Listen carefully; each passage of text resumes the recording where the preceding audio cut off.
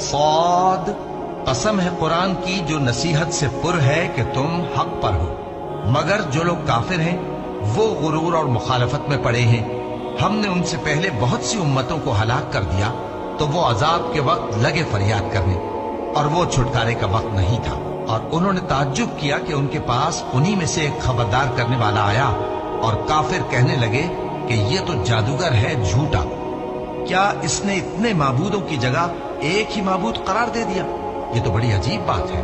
اور ان میں جو معزز تھے وہ چل کھڑے ہوئے اور بولے کہ چلو اور اپنے معبودوں کی پوجا پر قائم رہو، بے شک یہ ایسی بات ہے جس میں کوئی خاص غرض ہے۔ یہ بات کسی دوسرے مذہب میں ہم نے کبھی سنی ہی نہیں، یہ تو بالکل گھڑی ہوئی بات ہے۔